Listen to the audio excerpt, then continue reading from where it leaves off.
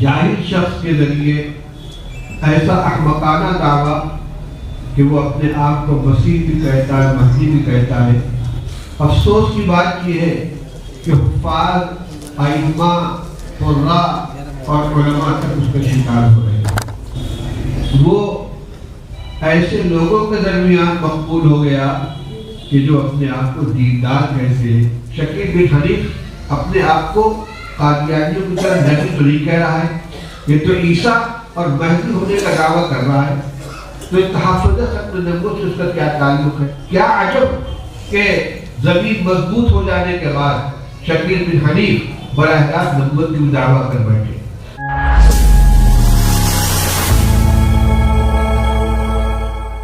الحمدللہ نحمدہ ونستعینہ ونستغفرہ ونؤمن بہ ونتوکل علیہ ونعوذ باللہ من شرور انفسنا ومن سیئات اعمالنا من یهده اللہ فلا مضل له ومن یضلل فلا هادی له ونشهد ان لا اله الا اللہ وحدہ لا شریک له ونشهد ان سیدنا ومولانا محمدا عبدہ ورسولہ صلی اللہ تعالی علیہ وعلی آلہ وصحبہ وبارک وسلم تسلیما کثیرا کثیرا، اما بعد۔ محترم علماء کرام، آج کا یہ مجمع منتخب مجمع ہے اور گویا پورے صوبہ بحار اور اطراف کا دینی اعتبار سے مکھن ہے۔ آج ہم کوئی جشن منانے کے لیے اکٹھا نہیں ہوئے، بلکہ ملت کے تئیں اور آقا نامدار حضرت محمد رسول اللہ صلی اللہ علیہ وسلم کی غلامی کی نسبت سے جو ہماری ذمہ داری ہے، اس ذمہ داری کو یاد کرنے کے لیے، اس کا احساس کرنے کے لیے اکٹھا ہوئے۔ یہ ہمارے لیے ڈوب بننے کی بات ہے کہ حضرت نبی کریم صلی اللہ علیہ وسلم کے تاج ختم نبوت پر حملہ کیا جائے اور ہم آرام اور چین سے اپنے گھروں کے اندر بیٹھے رہیں۔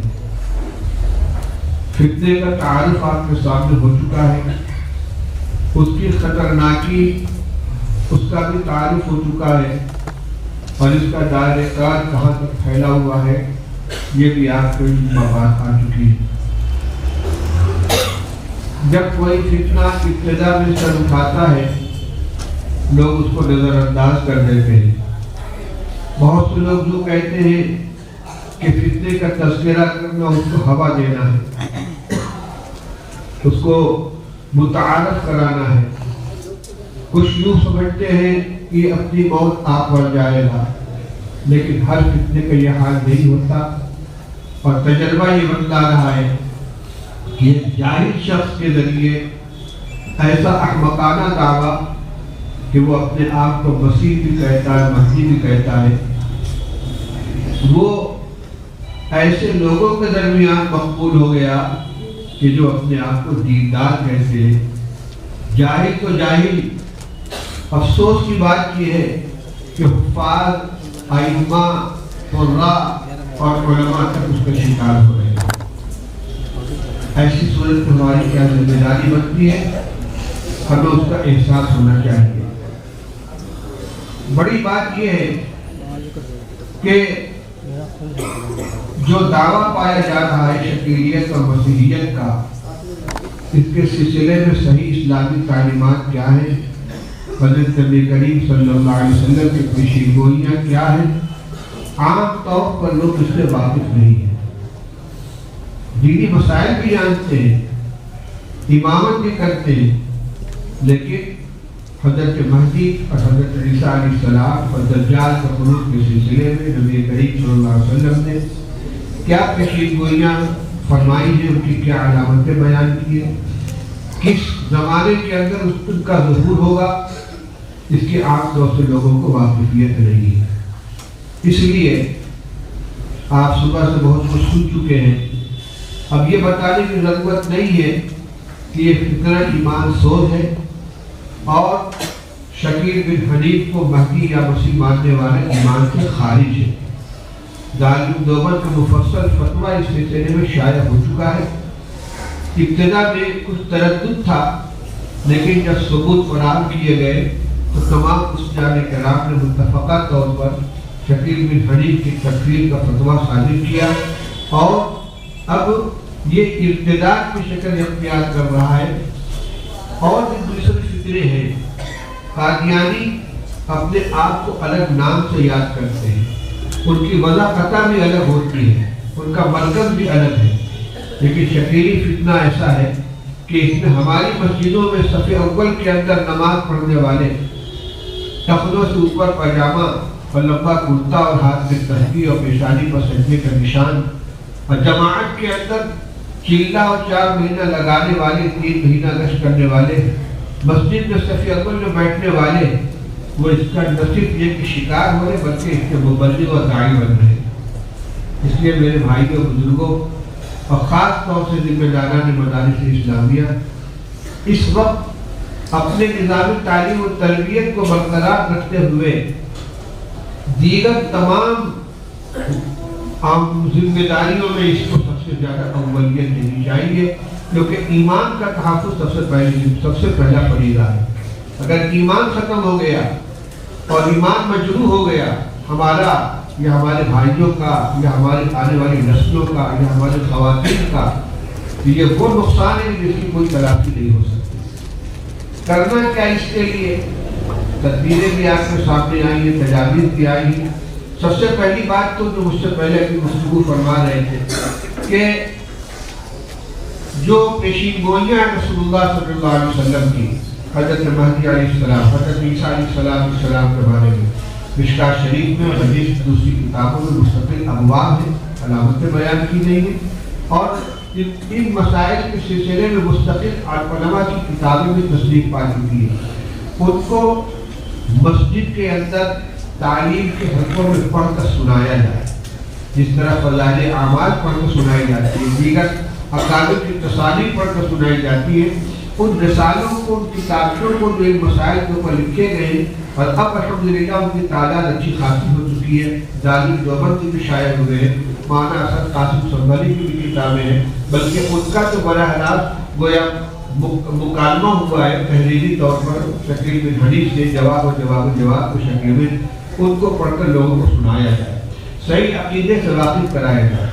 مکتب میں جہاں بچوں کو ابتدائی تعلیم دی جاتی ہے تو تعلیم اسلام حصہ اول کے شروع میں جو ایمانیات کے اس سے متعلق سوال و جواب ہے، سوال تم کون ہو، یعنی مذہب کے اعتبار سے تمہارا کیا نام ہے، جواب میں مسلمان ہوں، اسلام کیا سکھاتا ہے، وہ تمام چیزیں آئی ہیں۔ اب مذہب عقائد سے متعلق کتاب کی شائع ہوتے ہیں۔ ابھی آپ سن رہے تھے کہ حیدرآباد کا جو مرکز ہے تحفظ ختم نبوت کا، وہاں سے کوئز کی شکل میں، سوال و جواب کی شکل میں کتابیں شائع کی گئی ہیں، اور یہ ایک دلچسپ موضوع ہے۔ مدرسوں میں، مکاتب میں ان کو منگوا کر لڑکوں کے درمیان تقسیم کیا جائے، کچھ حد متعین کر دی جائے کہ اتنے صفحات کے بارے میں مقابلہ ہوگا، مسابقہ ہوگا، بچے اس کو رٹیں، اور اس کے بعد ان کا مقابلہ کرایا جائے، اور اس میں کامیاب طلبہ کو خصوصی انعام اور تمام طلبہ کو عمومی انعام سے نوازا جائے تاکہ ان کے اندر شوق ہو، اور ان کو اس بات کی تاکید کی جائے کہ اس کو اپنے گھر کے اندر جا کر اپنی ماؤں کو، بہنوں کو، بھائیوں کو سب کو سنائیں، سب کو سکھائیں، یہ ایسا مزاج بن جائے کہ وہ ان کا اڑنا بچھونا بن جائے۔ مساجد میں عام طور پر جمعہ سے پہلے کچھ نہ کچھ بیان کیا جاتا ہے، کم سے کم اتنا، جیسا کہ ابھی آپ نے سنا، ایک مہینے میں 4 جمعہ ہے تو ایک جمعہ میں عقائد کا بیان ہونا چاہیے، عقیدہ ختم نبوت سے متعلق اور دیگر جو بنیادی عقائد ہیں ان کو لوگوں کے درمیان بیان کیا جائے۔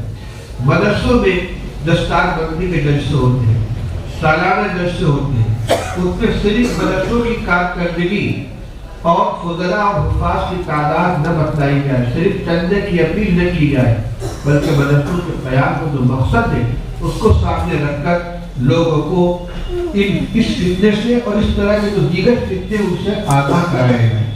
یہ تو نام آپ کے سامنے آ رہا ہے بار بار فتنہ شکیلیت کا، لیکن ملک کے مختلف حصوں میں الگ الگ نام سے بہت سے فتنے پھیل رہے ہیں۔ گوھر شاہی کا فطرہ اس میں ایسا ہے کہ یہ زیادہ تر بدعتیوں کے اندر چل رہا ہے، کیونکہ وہ شخص جو ہے یونس گوھر شاہی وہ حلقہ ذکر کے ذریعے سے اپنی تبلیغ کرتا ہے، لیکن ایسا نہیں ہے کہ انہی کے درمیان محدود ہے جو ناواقف اور پڑھے لکھے لوگ ہیں، کیونکہ وہ موبائل کے اوپر اپنی تقریریں نشر کرتا ہے، ذکر کے حلقے لگاتا ہے، تو جو دین کی تعلیم سے محروم ہے، واقف نہیں ہے، اس کا شکار ہو جاتے ہیں۔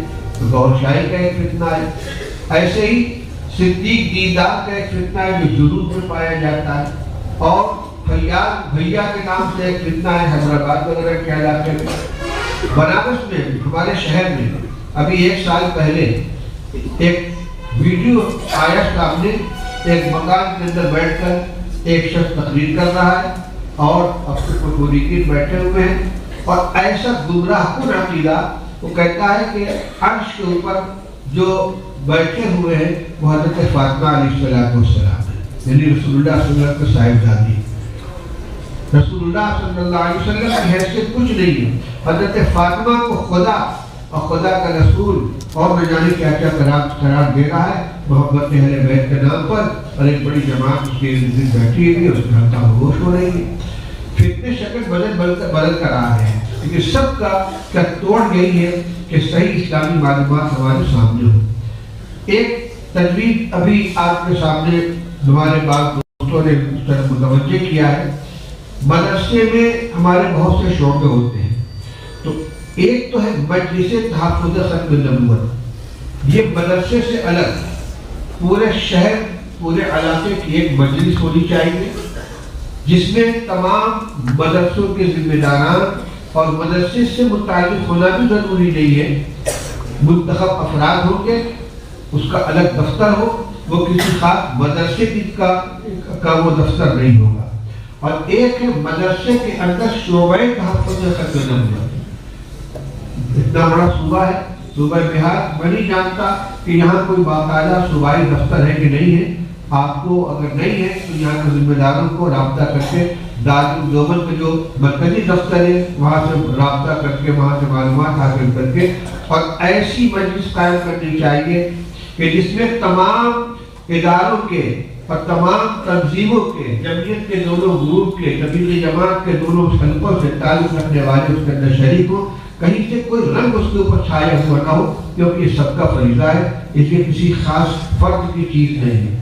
اور دوسری چیز یہ کہ اپنے مدرسے میں جہاں ایک دفتر تعلیمات ہوتا ہے، دفتر دارالمقامہ ہوتا ہے، مطبخ کا شعبہ ہوتا ہے، ایک شعبہ تحفظ ختم نبوت کا قائم ہونا چاہیے، چاہے اس کا نام آپ شعبہ تبلیغ رکھ لیں، شعبہ نشر و اشاعت رکھ لیں، لیکن اس میں زیادہ زور اس فتنے کو دفع کرنے کے اوپر ہونا چاہیے، جس میں آپ پورے ملک سے جہاں جہاں اس موضوع پر کتابیں لکھی گئی ہیں ان کتابوں کو کتابوں کو منگوائیں اور باقاعدہ اس کے مطالعے کا نظام بنائیں، اس کے لیے افراد تیار کریں، اور ایک فرد کو کم سے کم آپ بطور مبلغ اپنے ادارے کے اندر رکھیں۔ ہر مدرسہ اپنے مدرسے میں ایک مبلغ تحفظ ختم نبوت کی تبلیغ کے لیے رکھے اور وہ اس کام کو لے کر چلتا رہے۔ جیسے مکاتب کا ایک سلسلہ ہے، جمعیت علماء ہند کی طرف سے منظم مکاتب کا سلسلہ چل رہا ہے، وہاں بھی بڑے بڑے اداروں سے ایک معاون مانگا جاتا ہے جس کے ذمہ یہ کام ہوتا ہے کہ وہ 20 مکاتب کی نگرانی کرے گا، گشت کرتا رہے گا، دورہ کرے گا، جائزہ لے گا۔ اسی طریقے سے ہمارے اس وقت میں ضرورت ہے کہ ہر مدرسہ اپنے یہاں ایک مبلغ رکھے، وہ اور موضوعات پر بھی بیانات کرے، تقریریں کرے، لیکن ان کا بنیادی موضوع جو ہونا چاہیے تحفظ ختم نبوت۔ ہو سکتا ہے کہ اس وقت کسی کے ذہن میں یہ سوال پیدا ہو کہ شکیل بن حنیف اپنے آپ کو قادیانیوں کی طرح نبی تو نہیں کہہ رہا ہے، یہ تو عیسیٰ اور مہدی ہونے کا دعویٰ کر رہا ہے، تو تحفظ ختم نبوت سے اس کا کیا تعلق ہے؟ تو میرے بھائی غلام احمد قادیانی نے بھی پہلے مہدی ہونے کا دعویٰ کیا تھا، پھر مسیح ہونے کا دعویٰ کیا تھا، اس کے بعد چھلانگ مار کر براہ راست نبوت پر پہنچ گیا۔ کیا عجب کہ زمین مضبوط ہو جانے کے بعد شکیل بن حنیف براہ راست نبوت کی دعویٰ کر بیٹھے. اور پھر یہ کہ جتنی پیشین گوئیاں رسول اللہ صلی اللہ علیہ وسلم کی ان کو جھٹلانا یا ان کی تحریف کر کے ان کو اپنے اوپر فٹ کرنا، یہ بھی تو حضرت نبی کریم صلی اللہ علیہ وسلم کی تکذیب ہے، آپ کے ارشادات کی توہین ہے. آپ نے جو پیشین گوئیاں فرمائی تھی حضرت مہدی حضرت عیسیٰ کے بارے میں جو علامتیں بیان فرمائی تھی، جو نشانیاں بیان فرمائی تھی، ان کے برعکس ان سے بالکل متصادم، ان کے برخلاف بڑھ چیزوں کو پیش کرنا اور اس کو رسول اللہ صلی اللہ علیہ وسلم کی پیشین گوئی کا مصداق قرار دینا، ایک طرف یہ بھی نبی کریم صلی اللہ علیہ وسلم کی نبوت کا انکار ہے. اس لیے موضوع کے اعتبار سے یہ مسئلہ جو ہے یہ تحفظ ختم نبوتی کے دائرے میں آتا ہے. اللہ تعالیٰ نے توفیق عطا فرمائی دارالعلوم کے ذمہ داروں کو کہ اس وقت میں اس مسئلے کو اسی طرح اپنا عہدہ بچھونا بنایا ہے جس طریقے سے ماضی میں قادیانیت کے خلاف محنت کی گئی تھی، اور اللہ تعالیٰ نے اس میں کامیابی عطا فرمائی. اگر پوری ملت اسلام کے لیے کھڑی ہو جائے اور اپنا فرض منصبی سمجھے کہ رسول اللہ صلی اللہ علیہ وسلم کی امت میں ہونے کی حیثیت سے اور آپ کا کلمہ پڑھنے کی حیثیت سے ہماری ذمہ داری ہے. اگر غفلت برتیں گے تو کوئی گارنٹی نہیں ہے کہ ہمارا بچہ یا ہماری بچی بھی اس کا شکار ہو جائے. آپ کو حیرت ہوگی، دارالعلوم دیوبند کے شیخ الحدیث حضرت مولانا نصیر احمد خان صاحب رحمۃ اللہ علیہ کا پوتا شکیلی ہو گیا. کون سا گھر محفوظ ہے؟ تعلیمات کے دفتر میں بھائی ضمیر صاحب حضرت شیخ مولانا نصیر احمد خان صاحب کے صاحبزادے محرر ہیں. ماضی قریب میں جن لوگوں نے دارالعلوم دیوبند میں تعلیم حاصل کی ہے وہ جانتے ہوں گے کہ بھائی ضمیر مولانا نصیر احمد خان صاحب کے صاحبزادے ہیں، دارالعلوم کے تعلیمات میں تھے. اب وہ ریٹائر ہو گئے، بہت معمر ہو گئے. ان کا لڑکا عزیر بمبئی کے اندر رہتا ہے. وہ نہ صرف یہ شکیلی ہو گیا بلکہ شکیلیت کا مبلغ ہو گیا. براہ راست مولانا بھائی ضمیر سے بات بھی وہ کہتے ہیں کہ اب سے کوئی تعلیم نہیں ملتا، آپ حضرت کے لیے دعا کی. میں نے کھول کر یہ بات اس لیے کہہ دی کہ بڑا سے بڑا گھرانہ، اونچا سے اونچا گھر، متقی پرہیزگار لوگ جن کے گھر میں دن رات علوم کا چرچا ہے، جب اس گھر کے اندر نقب لگ سکتی ہے حق اور آپ اس کھیت کی گولی. بالکل مطمئن نہیں ہونا چاہیے. ہمیں اپنے ایمان کی بھی حفاظت کرنی ہے، اپنے پڑوسیوں کی، اپنے مسلمان بھائیوں کی اور اپنے آنے والی نسلوں کی. ہمارا بچہ اگر کسی اسکول کے اندر پڑھ رہا ہے وہ ہمیں بتائے کہ نہیں، لیکن ہو سکتا ہے کہ اس کے اوپر محنت ہو رہی ہو. ہماری بچی کسی کالج کے اندر پڑھ رہی ہے، ہمیں پتہ نہیں ہے، ہو سکتا ہے کہ اس کے اوپر کوئی سے محنت ہو رہی ہو. اس کے گھر کے اندر اس کی تعلیم ہونی چاہیے. گھر میں کچھ وقت نکال کر ضروری مسئلہ عقائد، ضروری مسائل کو واقف کرایا جائے، بلکہ صاف صاف بتایا جائے کس قسم کا ایک فتنہ پھیل رہا ہے. اور آنے والا یہ نہیں کہتا کہ میں شکیلی ہوں اور شکیلیت کی دعوت دینے کے لیے آیا ہوں. وہ تو ایسے انداز سے گفتگو کرتے ہیں، پہلے آئیں گے اس زمانے میں دینی اعتبار سے جو بدحالی اس کا تذکرہ کریں گے، مسلمانوں کے اوپر بڑی آفت آئی ہوئی ہے، مسلمان بہت مارے جا رہے ہیں، کاٹے جا رہے ہیں. اللہ ہی مدد فرمائے. اور رسول اللہ صلی اللہ علیہ وسلم نے پیشین گوئی فرمائی تھی کہ آخری زمانے میں مہدی آئیں گے، ان کے ذریعے عدل انصاف قائم ہوگا، اسی طریقے سے دین کا غلبہ ہوگا. اور حالات کے بتا رہے کہ وہ زمانہ قریب آ گیا ہے، بلکہ جو سمجھو کہ آ گیا ہے. اور بھائی میں آپ سے بتاتا ہوں کہ آ چکی ہے، حضرت مہدی پر تشریف لا چکا ہے. میں تو ان کے ہاتھ میں بیٹھ ہوں. ایک دو ملاقات، تین چار ملاقات کے بعد جب آدمی کے لوہا گرم ہو جاتا ہے تب اس کے اوپر ہتھوڑا چلاتے ہیں. اور یہ محنت اتنی ہو چکی ہوتی ہے کہ آدمی دل سے اس کو قبول کر لیتا ہے. اب ہم اس کے بعد جب اس کے اوپر محنت کرتے ہیں تو محنت کارگر نہیں ہوتی. اس لیے پہلے سے ہمیں اس کی تیاری کرنی چاہیے کہ صحیح معلومات ہمارے نوجوانوں کے پاس ہو، ہمارے طلبہ کے پاس ہو، بچیوں کے پاس ہو، گھروں کے اندر ہو. گھر میں عورتیں آ رہی ہیں، عورتیں گھروں کے اندر آ رہی ہیں، ماؤں بہنوں کے درمیان بیٹھ کر شکیلیت کی تبلیغ کر رہی ہیں.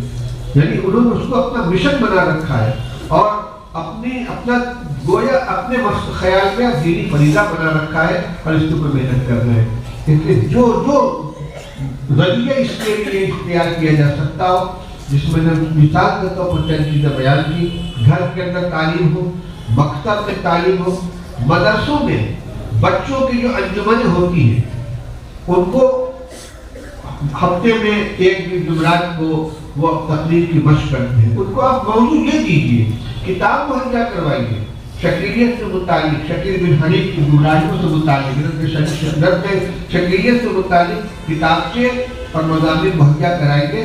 ان کو دیجیے کہ اس کو یاد کرو, تقریر کرو اور تقریر کی مشق کرو, اس کو ان کا مقابلہ کرائیں گے. یعنی مدرسہ اس سلسلے میں اگر متحرک ہو جائے بہت بڑا کام ہو سکتا ہے. ہر مدرسہ اپنے اطراف کی دینی ذمہ داری کا وہ گویا مسئول ہے. اس میں کلکم راعٍ و کلکم مسئول عن رعیتہ. مدرسے کا صرف کام یہی نہیں ہے کہ بچہ ہمارے یہاں آئے گا تو ہم اس کو داخل کر کے پڑھا دیں گے, بلکہ ابھی نقل کیا تھا مولانا نے گفتگو کے درمیان کہ ہمیں فتنوں کی بو سونگنا چاہیے. فتنہ کہاں سے آ رہا ہے, ذرا سی بھی اگر کہیں حرکت پیدا ہو ہمیں متحرک ہو جانا ہے اور اس پر وقت قائم کرنے کے لیے پورے طور سے اپنے کو مستعد کرنا ہے. آج کا یہ اجلاس ان تمام حضرات کو ان کے ذمہ داریوں کا احساس دلانے کے لیے اور اپنی اپنی طاقت پر اس فتنے کا مقابلہ کرنے کے لیے جو جو ذرائع ہو سکتے ہیں ان کو اختیار کرنے کے لیے آپ لوگوں کو بلایا گیا ہے. صبح سے آپ حضرات سن رہے ہیں اور میں چاہتا ہوں کہ آپ حضرات خود اپنی زبان سے اپنی آمادگی کا اظہار فرمائیں. کیا اس کے لیے تیار ہیں؟ آپ پورے طور پر اس وقت اس کو اولیت دے کر, اس لیے کہ سیلاب کی طرح فتنہ پھیل رہا ہے اور خاص طور سے صوبہ بہار کے لوگوں کی ذمہ داری اس لیے بڑھ جاتی ہے کہ فتنہ یہیں سے اٹھا ہے اور جائزہ لیا گیا ہے. تو ہمارے مزدور طبقے کے نوجوان ملک بھر میں پھیلے ہوئے ہیں, جنوب کے اندر کیرالہ میں, مدراس میں, حیدرآباد میں, گجرات میں, اور آپ جانتے ہیں بہت بڑی تعداد ہے صوبہ بہار کے لوگوں کی جو تلاش معاش کے اندر دور دور تک جا کر کام کر رہے ہیں. ان کے اندر یہ محنت ہو رہی ہے اور وہ متاثر ہو رہے ہیں. تو بہار سے نکلا بھی ہے اور جہاں جہاں ہمارے بہاری مسلمان بھائی کام کر رہے ہیں ان کے اندر محنت ہو رہی ہے, کیونکہ عام طور سے وہ لوگ تعلیم یافتہ نہیں ہوتے, غریب ہیں, بچپن میں انہوں نے تعلیم حاصل نہیں کی اور اس کے بعد ذرا سا شعور پیدا ہوا, پیسہ کمانے کے لیے نکل گئے, ان کے پاس دین کی معلومات ہی نہیں. تو اپنے رشتہ داروں کے بارے میں معلومات کریں, جن کے رشتہ دار ملک کے دوسرے حصوں میں کام کر رہے ہیں, مزدوری کر ان کے بارے میں معلومات حاصل کریں. خدا نہ خواستہ اگر وہ دوسروں کو شکار ہو رہے ہیں تو ان کے ایمان کو بچانے کی کوشش کریں اور اولیت کی بنیاد پر اس فتنے کا مقابلہ کرنے کے لیے اپنے آپ کو آمادہ کریں. اس کے لیے مدرسے کو کچھ بجٹ بھی متعین کرنا چاہیے. جیسے ساری ضرورتیں پوری ہوتی ہیں, دین کے اس اہم کام کے لیے آپ اپنے وسعت کے مطابق کچھ بجٹ متعین کیجیے کہ انشاءاللہ تحفظ ختم نبوت کے لیے ہم اتنا پیسہ خرچ کریں گے, دفتر قائم کریں گے, مبلغ رکھیں گے, اطراف میں بغیر لوگوں کی دعوت دیے ہوئے اقدامی طور پر اطراف کے دیہاتوں میں جا کر, قصبات میں جا کر لوگوں کو اکٹھا کریں کہ بھائی کچھ دین کی باتیں بیان کرنی ہے, ان کو اکٹھا کر کے ان کو بتلائیں کہ اس طرح کا فتنہ چل رہا ہے. ابھی جب یہ معلوم ہو رہا ہے کہ مسجدوں کے اندر امامت کرنے والے شکیلیت کی تبلیغ کر رہے ہیں, تو اب تو ان کے پاس آدمی نماز پڑھنے کے لیے جاتا ہے, اسے کیا پتا ہوگا کہ شکیلیت کیا چیز ہے. وہ تو ان کو دین کی بات سمجھ کر امام صاحب کی عقیدت کی بنا پر ان کی باتوں کو مان لے گا. تو اقدامی طور پر اطراف کا دورہ کیا جائے, جائزہ لیا جائے اور اس پیغام کو زیادہ سے زیادہ لوگوں تک پہنچایا جائے. زیادہ دیر تک میں بولنے پر قادر نہیں ہوں اور میں تو اس کو شرکت کرنے کے لیے آیا ہوں کہ بھائی اتنا بڑا اجتماع کیا گیا ہے, میری تھوڑی سی حصہ داری ہو جائے. جو حضرات یہاں محنت کر رہے ہیں, ہمارے ذیشان انجینئر بھائی ہیں ماشاءاللہ, مولانا محبوب صاحب ہیں, مولانا خالد انور صاحب ہیں, اور حیدرآباد وہاں رائے چوٹی سے آئے ہوئے ہیں, رائچور سے مفتی ذیشان حسن صاحب, یہ حضرات محنت کر رہے ہیں. یہاں میں چاہتا تھا کہ آپ حضرات یہاں جانے سے پہلے ایک کم سے کم مقامی ایک تنظیم بنا دیں, کچھ ذمہ دار افراد کو متعین کر دیں جو نہیں کوئی ایک ایسی کمیٹی بن جانی چاہیے.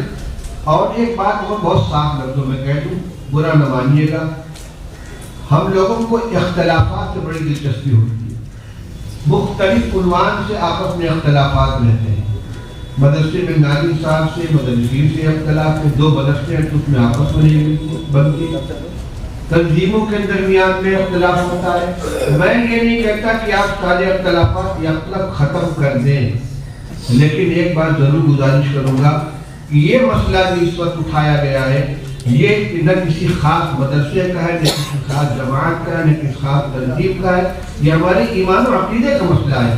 آپس میں کیا ہے، ایک دوسرے کی صورت دیکھنے کے لیے آپ تیار نہ ہو، لیکن اس پلیٹ فارم پر آپ کو چہرے کا چہرہ سامنے کر کے اور مل کر بیٹھ کے کام کرنا پڑے گا۔ اگر وہ اختلاف یہاں کسی بھی درجے میں مؤثر ہوا تو خیانت ہوگی، بلکہ میں کہوں گا کہ یہ منافقت ہوگی۔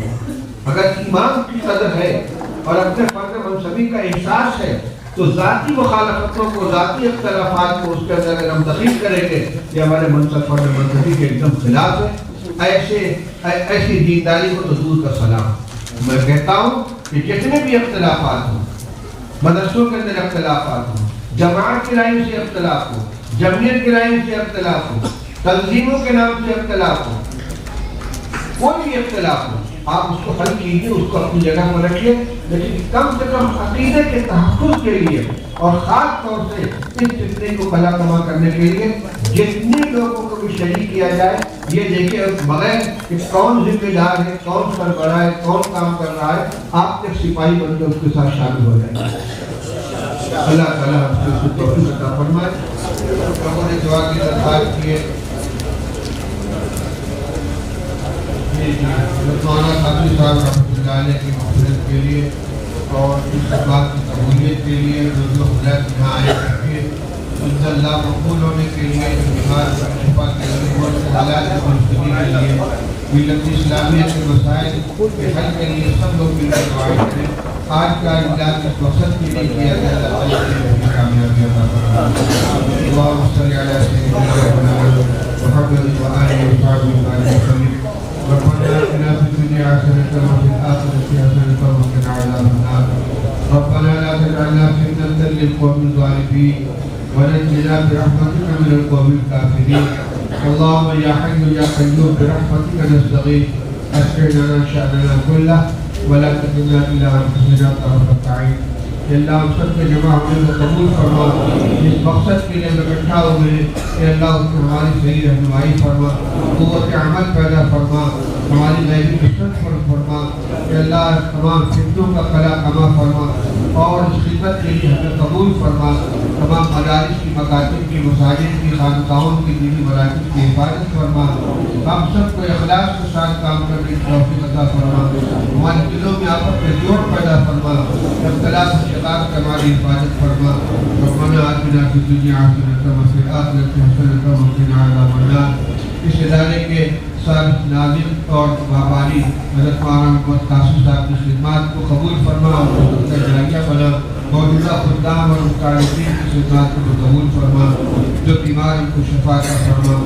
محمد سمیع صاحب جو اس مدرسے کے لیے زمین دینے والے، اللہ ان کے خاندان کو بھی قبول فرما، ذمہ کو ان کے خاندان کے طرف اللہ صاحب دم آخر قائم و دائم فرما، ہم سب کو اپنے دین کی خدمت کے لیے قبول فرما۔ ربنا آتنا فی الدنیا حسنۃ وفی الآخرۃ حسنۃ وقنا عذاب النار۔ وصلی اللہ علی نبینا محمد۔